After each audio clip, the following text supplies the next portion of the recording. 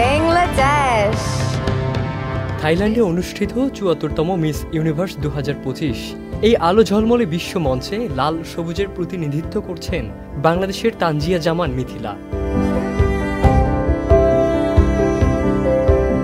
সাধারণ পরিবারে বেড়ে ওঠা এই তরুণী আজ দাঁড়িয়ে আছেন বিশ্বের ১২১ দেশের প্রতিযোগীর সঙ্গে সমান আত্মবিশ্বাসে। গত সেপ্টেম্বরে মিস ইউনিভার্স বাংলাদেশ ২০২৫ এর মুকুট জয়ের পর শুরু হয় তার কঠোর প্রস্তুতি ও গ্রুমিং। বর্তমানে থাইল্যান্ডে অনুষ্ঠিত বিভিন্ন কার্যক্রমে অংশ নিয়ে তিনি নিজেকে তুলছেন অনন্য উচ্চতায়। আর অল্প সময় পরেই জানা যাবে এই প্রস্তুতি তাকে বিশ্বসেরা মুকুট ছুঁতে সাহায্য করে কিনা। এদিকে অনলাইন ভোটিংয়ে সেরা ৫, সেরা ৩ পেরিয়ে অবশেষে পিপলস চয়েসে ১ নম্বরে উঠে এসেছেন মিথিলা।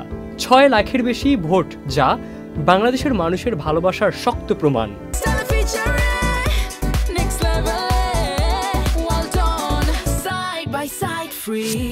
জয়া আহসান থেকে শুরু করে দেশের জনপ্রিয় তারকারাও তাকে সমর্থন দিচ্ছেন প্রকাশ্যে। মাত্র ১৬ বছর বয়সে বাল্যবিয়ে থেকে বেরিয়ে আসার সাহসী সিদ্ধান্ত তার জীবনের টার্নিং পয়েন্ট। মায়ের শক্তি ও নিজের দৃঢ় মনোবল তাকে আজকের এই অবস্থানে দাঁড় করিয়েছে। মিথিলার ভাষায়, আমি বাংলাদেশ জিতলে এই মুকুট দেশের মানুষকে উৎসর্গ করব।